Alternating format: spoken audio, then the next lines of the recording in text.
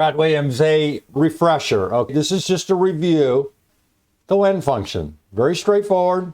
We're just counting characters. Let's make sure character is a character. Here, it's pretty clear.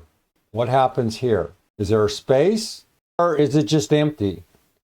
You know, I pointed out before that if this is offset, if this is slightly to the right of the F up here in font, then it's an indication that there's probably a space there. Okay. It doesn't look as though there's a space there. Put a space, hit enter. That's a good indication. LEN will pick this up. Back out, go in here. Why is this only 5 characters? Why is it only a length of 5 when there's 1, 2, 3, 4, 5, 6, 7, there's 8 characters? Why is this 5? Here's a clue. Look up here. What's behind date? This is only a format. As a reminder, general, serial number or series. Here, well, you can count that if you want, but I'm going to assume that it's 12. And then here, so there's how many spaces in there? 1, 2, 3, 4, 5, 6, 7, 8, 9. So there's 2 spaces there. And the spaces are counted. You remember I just showed you right here?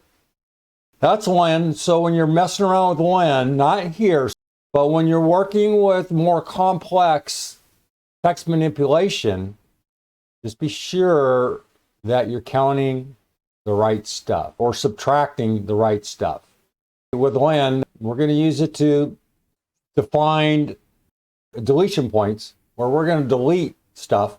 If we're miscounted, then it's clear. You'll see the output. As I said, this is just one means of counting. Over here, here is an example. This is the stuff we're going to get into, right? B5 LEN, B5 minus find, B5, B5. I showed you this before as an introduction. Right? You're thinking, this is a beginner course. Trust me, it is, because I'm going to introduce some stuff to you that will make your head spin, really. It'll get easier, trust me. Brad Williams, Excel Prime. Williams out.